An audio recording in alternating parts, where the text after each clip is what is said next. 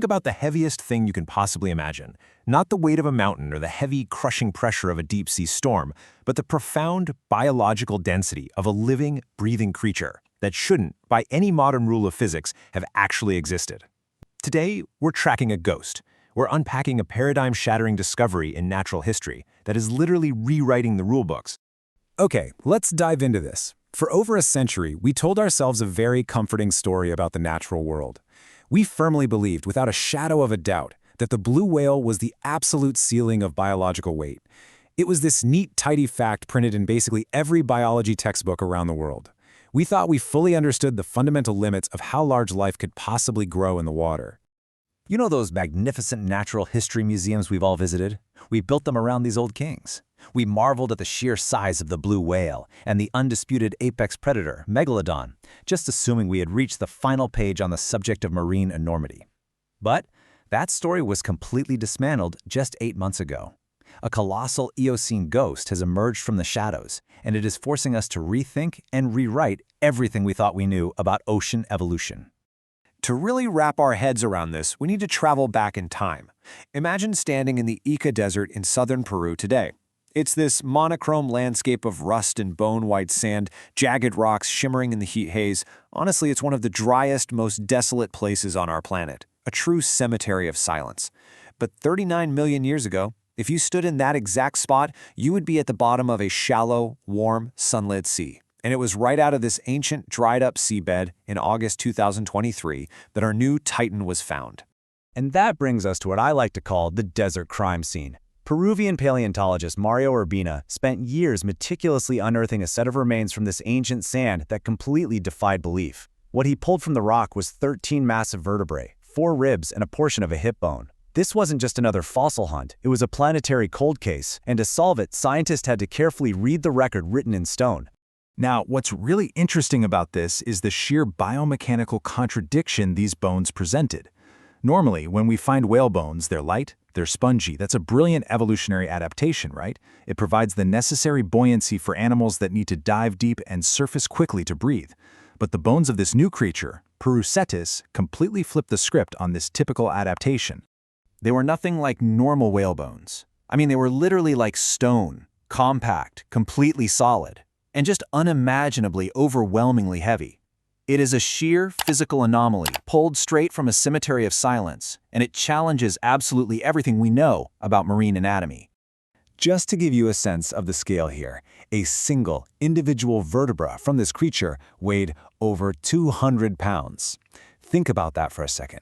Over 200 pounds for just one single piece of its spine. That's a whole person in solid bone. So there's actually a specific forensic term for what we're looking at here: pachyostosis. This is a biological condition characterized by the extreme thickening and density of bones. The animal's biology was actively removing the typical spongy, air-filled tissue usually found in marine mammals, replacing it to create a solid, unimaginably heavy mass of bone. But how do we get from a pile of heavy bones to an entire living animal? Well, Giovanni Bianucci and his dedicated team at the University of Pisa basically had to act as deep-time detectives. They used a forensic tool called skeletal mass extrapolation. First, they meticulously measured the volume of the recovered bones. Next, they analyzed that extreme pachyostosis density we just talked about.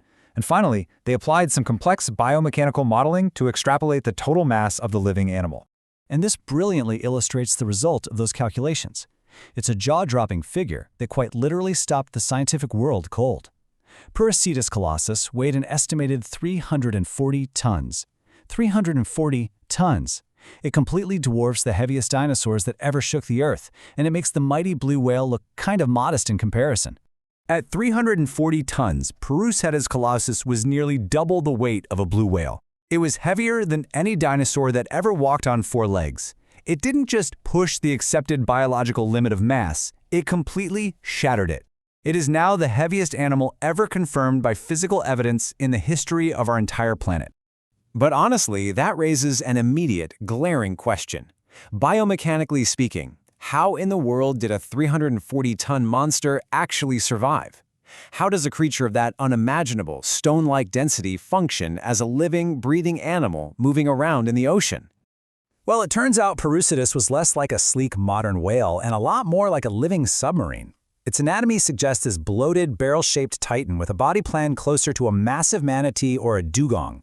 It had these short flippers and a surprisingly small head. It didn't swim fast because it simply didn't need to. Those incredibly dense 200-pound bones, they weren't a hindrance. They were a highly specialized tool. They acted like a biological weight belt, providing the exact ballast required to keep its enormous 340-ton girth pinned to the seafloor entirely without effort. Let's see how this all builds a picture of its daily life. Picture this titan drifting slowly across the ancient coastlines of Peru. It was a bottom dweller, likely feeding on a diet of shellfish, mollusks, and other creatures on the seafloor. It didn't hunt with terrifying speed or massive, sharp teeth. Instead, it probably just crushed its prey, using the sheer, unstoppable force of its unimaginable mass right there in those warm, shallow Eocene seas. For millions of years, Perucetus was the heaviest thing to ever draw breath, an absolute, unstoppable force. But if you look at our oceans today, they're empty of these super heavy giants. So why did this incredible evolutionary experiment in maximum mass eventually just vanish into the rock? The forensic record actually shows us that Perucetus was a victim of its own extreme specialization. As the Eocene epoch came to an end, the Earth's climate shifted pretty drastically. The oceans began to cool significantly, and with that cooling, the availability of food shifted. A 340-ton animal has an absolutely impossible caloric requirement, one that the planet can only sustain under perfect, high-productivity conditions. When that warm, shallow environment faded, the heaviest shadow in history was the first to starve, fading quietly into the geologic record. So the crucial point is this. The lesson of Perucetus is far more profound than just a single ancient extinction. It teaches us that largest is a moving target. For 100 years, we kind of arrogantly assumed we had seen the absolute maximum that biology could achieve on Earth, and we were entirely wrong.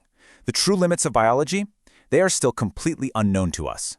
It really puts our so-called knowledge into perspective, doesn't it?